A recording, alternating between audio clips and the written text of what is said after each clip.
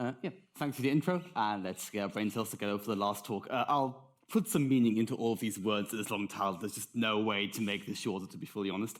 Luckily, let's just go straight into it. Max already gave me the introduction for the first part. I'm also, as Max was concerned, with FLRW spacetimes, where we assume in cosmology that the universe is homogeneous and isotropic, that even without the Einstein equations gives us exactly the same Einstein FLRW spacetimes as we had before. Where then I always consider closed and orientable manifolds, so either the sphere, the torus, or some closed hyperbolic manifold of choice. The main spacetimes that I'm going to be concerned with for now are ones where we fill these types of spacetimes with scalar field matter and look at the Einstein solutions of this. Scalar field matter is the simplest thing you could do, and then just couples the Einstein equations as I wrote down there with a linear wave equation. Nothing fancy. If you then look at the FLRW solutions you get there, let's look at the lower line first. If you then also assume that that matter is homogeneous and isotropic, of course the spatial derivative vanishes, and then the wave equation forces you that, which one is the light? Never mind, I'll just do it with hands. That new time derivative has to be proportional to a to the minus 3. To solve the Einstein equations, you have to solve the Friedmann equation up there, and if you just do the asymptotic analysis, you see that the scale factor has to behave like the cubic root of t as you approach the past, which is the direction I'm concerned with. In the toroidal case, it's up to constant exactly this. In the other geometries, it is essentially this asymptotically. As you can see in the Friedmann equation, the geometry is less relevant than what matter does. Why look at this? Well, in general, if we look at other matter models or at vacuum, if you look towards the past, what you expect is that the ODE behavior of the system dominates, and it dominates in such a way that the metric oscillations which happen in vacuum, which are very chaotic and incredibly complex to understand, that they dominate the evolution, and you're going to have a lot of difficulty controlling the Big Bang towards the past. So if you want to make some mathematical statements on the Big Bang in as much generality as possible, the easiest thing to do at first is to look at the case where you don't have chaotic oscillations, even in the reference cases. And scalar field matter is luckily a somewhat extreme matter model. If you go back to the fluid intuition from earlier, it is a fluid where the speed of sound, where speed of sound is the speed of light, or this k constant Max had earlier is 1 in the equation of state. If you have this and look at FLRW spacetimes, there are a series of results for stability for the full Einstein system. In the toroidal case, this goes back to the Jansky spec, I forgot the year, and then for the spherical case, just put Jared spec, and then for the closed hyperbolic manifold case for the spatial geometry to David Fajman and myself. In all three of these cases, though, the result is essentially what you then end up with the same. So if you look at data at some initial hypersurface that is close to that of the FLRW case, and you evolve it towards the past, what you get is that basically you remain close to your solution, and in particular, the thing that you're interested in is that the so-called Kretschmann scalar blows up. What that means is that it is just a scalar that encodes all of the curvature information and tells you, okay, that blows up, and that blows up means that I really can't extend past the singularity that I have at the origin. So there is actually a Big Bang happening there, not just some bad coordinate choice or whatever. And also, these solution variables then have what's called asymptotically velocity term dominated behavior, or AVTD. That's precisely that is dominated by the ODE behavior that you have in the Einstein equations. But the difference here, unlike if the scale field weren't there, is that this is a stable behavior where you really just converge towards the Big Bang. The one solution variable I want to highlight here, because it'll be a tool that will help us later, is this trace-free part of the second fundamental form. In particular, that bit converges when you rescale it by the order that you expect towards the Big Bang to this k parallel bang that I wrote down here, and this is something which in its size is small, controlled by your perturbation size. Now, these results since then have been generalized a lot more.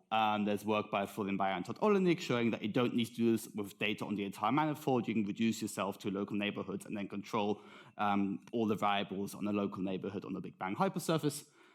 You can move away from the isotropic setting to subcritically anisotropic settings, going back to work from David spec, and then work by Hans here in the audience, and Hans Gröninger and Oliver Peterson, then also extend this even away from stability settings, where if you just have a scalar field that is strong enough in your initial data, you'll have this type of Big Bang formation. Oh yeah, I should also say this is often referred to as quiescent Big Bang formation because it acquiesces all of these oscillations you would otherwise have in the metric.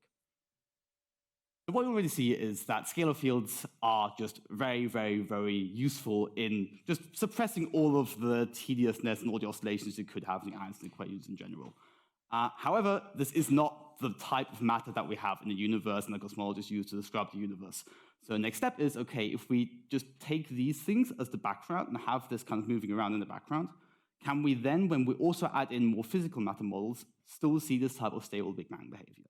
Essentially, this is also kind of what cosmologists do when they try to model the early universe. They put in nonlinear scalar fields to kind of fix the type of inflation model that you have for the early universe, and then they throw in the other matter types to actually have your full cosmological model. Florian Bayer and Todd Olenek tried to do this for the first natural candidate, which is the Einstein-Euler system, and this is really take a scalar field and take the exact same Euler equations that we had with Max earlier, and then try to solve the Einstein-Euler scalar field system. If the speed of sound squared, which is this k constant from Max earlier, if that is above this threshold of 1/d, but weaker than the scalar field itself, then all of the results mentioned earlier basically extend identically. The scalar field is stronger than the fluid. The fluid just becomes asymptotically at rest, and you have the same type of stability result, the same type of Kretschmann scalar blowup. Everything is essentially the same. However, the thing that's a little unsatisfactory about this is that this threshold, 1/d, where d is the spatial dimension in dimension 3, 1/3, this is precisely radiation. And radiation is the thing that cosmologists expect to be a dominant matter type towards the Big Bang. So if you want to do precisely the thing that's about physical, you kind of want to extend slightly beyond that. But if you look at their paper, it's just the thing that they need for the fluid to be stable is precisely that the fluid velocity then has, in its evolution, there's one term that has favorable sign, and that term loses that favorable sign precisely at that threshold. And that also extends even just to solving the Euler equations on fixed Kastner backgrounds or fixed homogeneous backgrounds. So what do? You might expect what we do, Vlasov matter. As a quick recap for those who weren't here last week, Vlasov matter, actually, I should mention it earlier, Vlasov matter describes kinetically a sea of particles throughout the universe that are somewhat smoothed out, and they are all put into this distribution function. I'll quickly go to the next slide. Because this models individual particles, all of these movements are preserved along a geodesic spray, and that's why this entire distribution is also preserved along a geodesic spray of the spacetime. I restrict myself to Vlasov matter of one matter type, so either all my particles are massive, in which case this m parameter is 1, or they're all photons described something like that, like, and then m equals 0. And this is then encoded by the particle distribution living on the mass shell, which is given by this here. And then the energy momentum tensor won't be too relevant for this talk. The only thing that is relevant is that we are somehow integrating over momentum variables to then get something which gives us like a particle density and a pressure. In the asymptotic and massless cases, actually really is just in the near-FLRW case, one-to-one a radiation fluid, and asymptotically, even in the massive case towards the Big Bang, is essentially the same. And this is kind of the intuition from a physical perspective why we would want to use this. That towards the past, both massive and massless Vlasov matter behave like radiation, and in particular, and here towards the future, massive Vlasov matter behaves like dust, which is also the matter type we expect to be dominant to what, or like the most relevant matter type in the future expansion of the universe. The Vlasov matter seems to be something which fairly nicely interpolates the way we describe a universe without having to throw in multiple fluids that might do very complicated things. But also even beyond just this heuristic, it matches fluids. When you model the universe kinematically and you view each galaxy cluster as like a smoothed out point particle, this is also kinetically well described by a Vlasov distribution, and they don't collide, these large galaxy clusters in the current universe, so that also roughly fits to the way we model our universe. I'll quickly summarize what our setup then is. We look at the Einstein scalar field Vlasov system. That means the Einstein equations up there, linear scalar field, and then the Vlasov distribution transported by a geodesic spray.